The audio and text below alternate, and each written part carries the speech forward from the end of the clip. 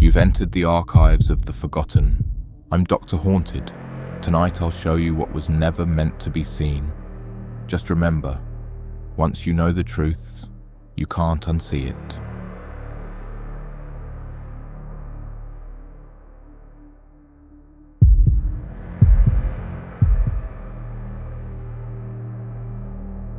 I've been a highway patrol officer for 15 years. Night shifts in rural Kentucky mean long, lonely hours punctuated by occasional drunk drivers or highway accidents.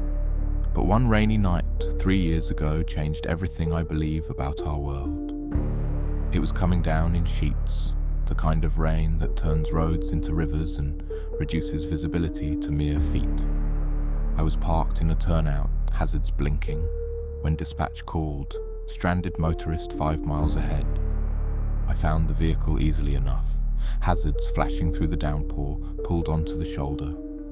As I approached, I noticed something odd. Despite the torrential rain, a figure stood perfectly still beside the car, not seeking shelter. "Everything all right?" I called through my cruiser's PA system. No response. I pulled behind the vehicle, an older model Buick, plates caked with mud, and stepped out into the deluge. My flashlight beam caught the figure, a woman in a white dress, completely drenched, staring straight ahead into the woods flanking the highway. "Mom, do you need assistance?" She turned slowly. Her face was pale as moonlight, eyes dark hollows. "He's coming back," she whispered, voice somehow carrying over the pounding rain. "Who is?" I approached cautiously, rain plastering my uniform to my skin. "My husband. He went for help 3 days ago. That stopped me cold." "3 days? You've been here 3 days." She nodded, rainwater cascading from her hair. "Since the accident." But the car showed no damage. I shined my light inside. Empty, seats dry. Impossible in this weather. "Ma'am, let's get you into my cruiser. You must be freezing." "I don't feel cold anymore," she said simply. "Not since I died." A chill that had nothing to do with the rain ran through me. I reached for my radio to call dispatch when headlights appeared through the downpour, an old pickup approaching slowly. The woman's expression changed to pure terror. "He's found me. He always finds me." The truck pulled over. A man stepped out, grey-haired, gaunt, eyes reflecting my flashlight with an unnatural gleam. "Officer," he nodded, "I see you've met my wife. Been looking for her since the accident." "What accident?" I demanded. 1952, he said calmly. "Rainy night, just like this. Car went into the ravine. I went for help." He smiled, teeth too sharp in the flashlight beam. "But I wasn't trying to save her. I was the one who cut the brake lines." Lightning flashed. In that split-second illumination, both figures changed. Clothes rotted, flesh decayed, eyes empty sockets. The woman's neck bent at an impossible angle. When darkness returned, they were gone. So was the Buick. I radioed dispatch with trembling hands. "Any record of an accident near mile marker 117? Maybe from the 1950s. The response came through static. "Funny you should ask. Exactly 70 years ago tonight. Newly married couple. Husband allegedly went for help. Wife's body found 3 days later. He was never located." Now, every rainy night, I avoid mile marker 117. But sometimes I glimpse them in my rearview mirror. 2 figures standing in the rain, one perpetually fleeing, one perpetually pursuing. And when it storms particularly hard, my radio picks up a woman's voice. "Officer, he's coming back. He's always coming back."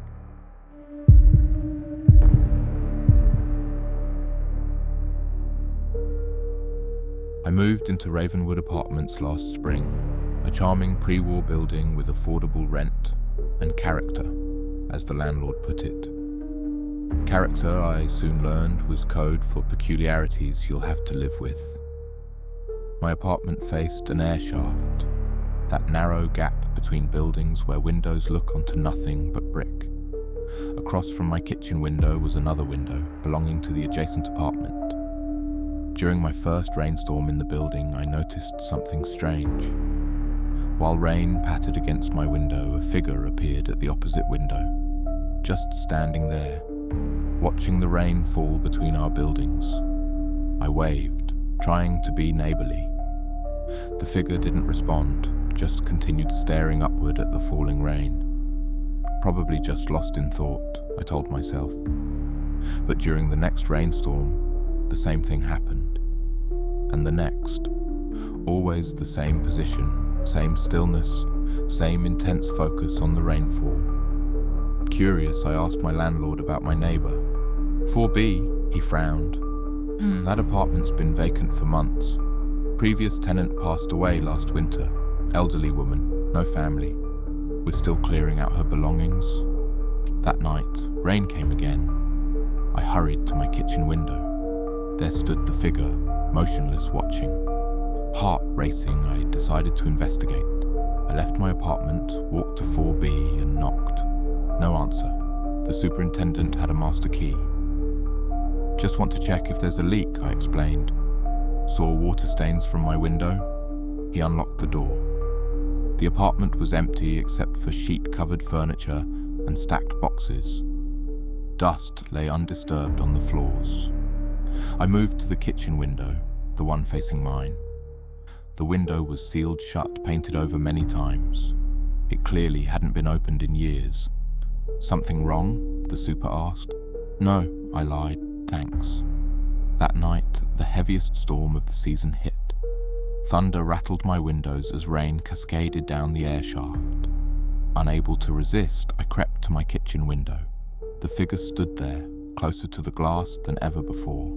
Lightning flashed, illuminating a woman's face, elderly, eyes milky white, skin grey and withered. Her mouth moved, forming words I couldn't hear. I stumbled back, heart pounding. When I gathered courage to look again, she was gone. The next morning, I cornered the superintendent. The woman who died in 4B, how did she die? He hesitated. Strange thing, we had a big storm, record rainfall. She was found at her kitchen window. Medical examiner said heart failure, but... He lowered his voice. Her body was bone dry while everything else in the apartment was soaked. Every drain in the place had backed up except the ones near her, like the water was avoiding her. 2 days later, another storm approached. I packed an overnight bag and booked a hotel room. As I was leaving, my elderly neighbor from 2A stopped me. Leaving before the rain? Smart. You've seen her, haven't you? My blood went cold. Who? Mrs. Darnell from 4B. She always watches the rain. She's waiting for the big one. The old woman leaned closer. She drowned her children in the bathtub during the flood of '89. Said the rain told her to do it. Now she watches every storm, listening for instructions. I stayed at the hotel that night as thunder shook the windows. When I returned the next day, maintenance crews were pumping water from the building's basement. Strange thing, the super told me, flooding was worst under 4B. And your apartment. I've given notice. I'm moving next week. But last night, it rained again, and I couldn't resist one final look. She was there, and not alone. Behind her stood smaller figures, childlike but wrong somehow, waterlogged and bloated. They all watched the rain, and this time, they all turned to look at me.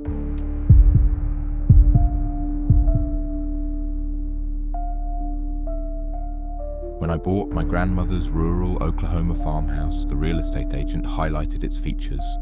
Original hardwood floors, wraparound porch, and a genuine vintage storm shelter. The shelter was an underground concrete bunker about 50 yards from the house, solidly built in the 1950s to withstand tornadoes that frequently ravaged the plains. The heavy metal door was secured with a rusted padlock. Your grandmother never used it, the agent mentioned casually. Said it gave her bad dreams. I dismissed the comment. Grandma had been superstitious about many things. For 6 months, I never opened the shelter. Then came the worst spring storm season in decades. The meteorologist's voice grew urgent as I watched the local news. Tornado warning issued, multiple funnels spotted, seek shelter immediately. Through the windows, I saw the sky turn an unnatural green. The wind howled like a living thing in pain. With no time to drive to town, I grabbed my emergency bag and flashlight and sprinted to the storm shelter. The padlock was stubborn, rusted, nearly solid. As I struggled with it, the wind suddenly died, that eerie calm preceding the worst. Looking up, I saw it, a massive funnel descending from the clouds, headed straight for the property. With a final desperate yank, the lock broke. I heaved open the heavy door and descended the concrete steps into darkness, pulling the door shut behind me. My flashlight revealed a simple room, concrete walls, shelves with ancient supplies, a couple of folding cots. Standard shelter fare except for one thing. The walls were covered in writing. Hundreds, maybe thousands of handwritten entries, dates spanning decades. All in the same handwriting I recognized as my grandmother's. The earliest entry, dated 1957, third time down here. Something scratches at the door all night. Not the wind. 1963. It knows my name now, whispers it between thunderclaps. 1978. It showed me what happens if I open the door during the peak of the storm. The future it showed cannot be real. The entries continued, growing more disturbed. The final one, dated just weeks before her death last year. It's not a storm shelter. It was never built for storms. It was built to keep it contained. When the storms come, it tries to get out. Someone else will inherit this burden now. I'm sorry. As I read those words, something heavy crashed against the shelter door above me. The impact reverberated through the concrete chamber. Not debris, it had sounded deliberate. Another impact. Then another, rhythmic, like knocking. Then silence broken by a voice, soft, gurgling, barely audible through the thick door. "Let me in," it whispered. "The storm hurts me." The voice was my grandmother's. "Grandma," I called out, knowing it was impossible. So cold out here in the rain. "Please, let me in." My hand moved toward the latch. Then I noticed writing on the ceiling I hadn't seen before. "It will use the voices of those you love. Do not open the door until morning." Another impact, harder. The metal door dented inward. "Let me in." No longer Grandma's voice, something ancient and furious speaking through static and howling wind. I huddled in the corner as the thing pounded on the door all night, cycling through voices, my parents', childhood friends, even my own voice begging to be let in. Near dawn it finally spoke in its true voice, a sound like thousands of insects buzzing in harmony. "I have been here before your kind walked upright. I will be here when your cities are dust. One day someone will open the door." When morning came, I emerged to find my house flattened by the tornado. Only the shelter remained untouched. In the mud around the shelter door were footprints, not human, more like hoofprints, but with too many toes, leading in circles around the shelter before disappearing in the direction of the storm's departure. I've rebuilt the house, installed a proper basement shelter inside. The old shelter I've sealed with concrete and steel. The property is for sale now, but no one wants a tornado-prone farm. Sometimes, when rain clouds gather, I see something moving within them, watching, waiting for the next storm.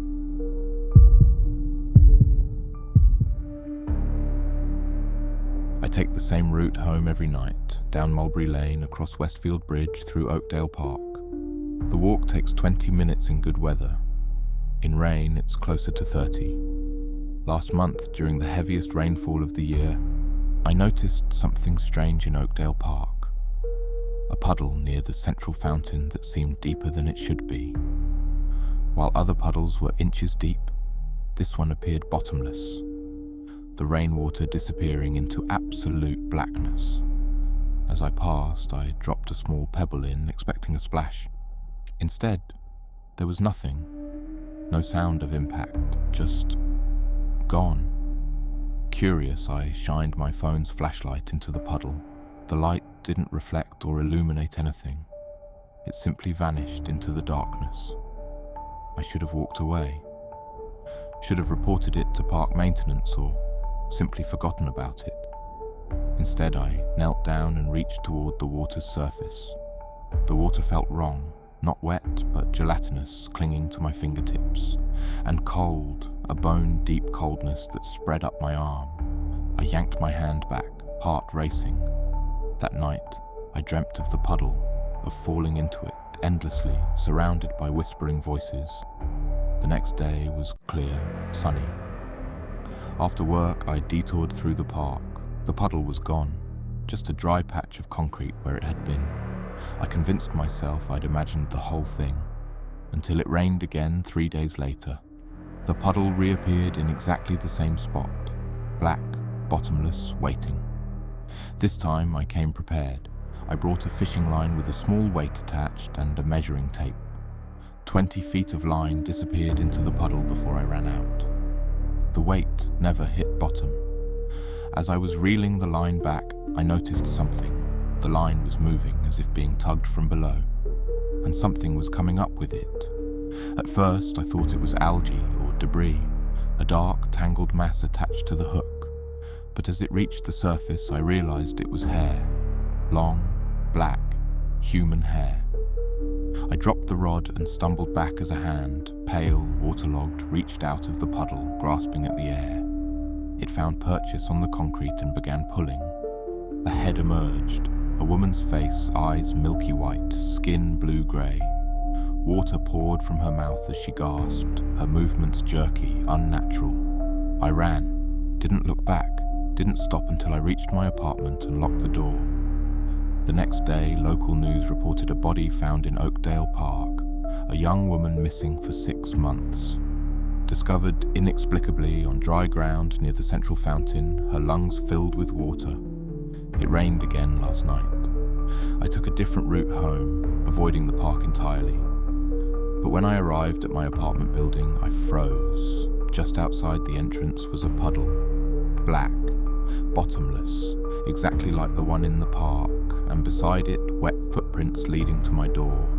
Not walking away from the puddle, walking out of it. I'm writing this from a hotel across town. The rain hasn't stopped for 3 days. This morning, I noticed a dark stain forming on the bathroom floor. Small, circular, growing. Water is seeping up through the tiles. It's not coming from a broken pipe below. It's coming from somewhere much deeper. And sometimes, when the hotel is quiet, I hear something moving in the bathroom. Something wet, dragging itself across the floor, whispering my name. It knows I saw it. It knows I helped it cross over. And now it's bringing others.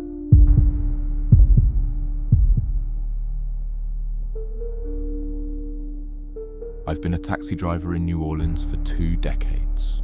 In a city known for the supernatural, you hear stories. Voodoo queens, vampires, restless spirits. Most are tourist fodder.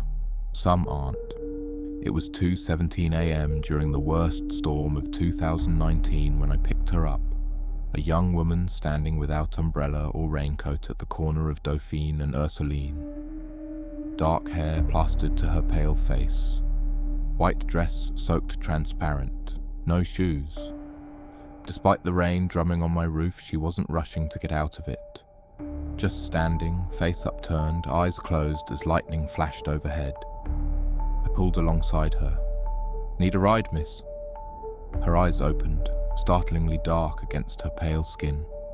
"Yes, Garden District, St. Charles Avenue." Once inside, she didn't shiver despite being drenched. Didn't try to dry off, just sat perfectly still, water pooling beneath her on my back seat. "Bad night to be caught in the rain," I said, attempting conversation. "It wasn't raining when I left," she replied. Her voice had an odd quality, distant, like speaking from the bottom of a well. It was sunny, warm, I checked the rearview mirror. Forecast has been calling for this storm all week. Has it been a week already? She sounded genuinely confused. Time moves strangely when you're lost. The rain intensified, reducing visibility to mere feet. I slowed to a crawl. What's the exact address on St. Charles, I asked. Number 17, the Fairchild House. I nearly braked mid-street. The Fairchild House was infamous in local law, site of a brutal murder-suicide in the 1920s. It had been demolished decades ago, replaced by a shopping centre. Before I could say anything, she continued. My fiancé is waiting. We're to be married today. Lightning flashed, illuminating her reflection in my mirror. For an instant, her face changed. One side crushed inward, eye socket empty, cheekbone shattered. I swerved, nearly hitting a parked car. Everything all right? She asked. Yes, I lied. Just the rain. As we approached the garden district, she became agitated. Has it changed? Everything looks wrong. The area's been renovated, I said carefully. When were you last here? June 17th, 1920, the day I died. My blood went cold. According to legend, Eleanor Fairchild had been murdered by her jealous fiancé on their wedding day during a summer storm. Miss Fairchild, I whispered. She smiled sadly. You know me. Good. Then you can help me find him. He's waiting in the rain. He always waits in the rain. That's our promise. If separated, meet at home in the next big storm. We arrived at the shopping centre that had replaced her home. She stared at it in confusion. This isn't right. Where is my house? It's gone, I said gently. It's been gone a long time. Her expression darkened. The temperature in the cab plummeted. Water from her clothes began to flow upward, defying gravity, swirling around her. Then he's gone too. My William? I'm sorry. She screamed, a sound like wind through broken glass. The cab's windows spiderwebbed with cracks. Rain outside froze mid-air, suspended in perfect stillness for 3 heartbeats, before crashing down with renewed fury. No, she whispered. He promised. In the rain. Always in the rain. She opened the door and stepped out into the downpour. As she walked away, her form blurred, dissolved, became one with the falling water. The next day, I discovered a historical record. Eleanor had been found miles from home, her body broken from an apparent fall. Her fiancé, William, disappeared, never to be found. Now, during every major storm, taxi drivers throughout New Orleans report picking up a young woman in a white dress, requesting the Garden District. Those who take her never find their destination, just drive endlessly through rain-swept streets until dawn breaks. I still drive nights, but never during rainstorms, and I always take the long way around the Garden District, where puddles form in the shape of footprints leading nowhere. And sometimes, if you listen closely between thunderclaps, you can hear a woman calling a name that no one has answered in over a century. That concludes tonight's case. But the shadows don't sleep. I'm Dr. Haunted. Until next time, keep your doors locked, your lights low, and your nightmares closer.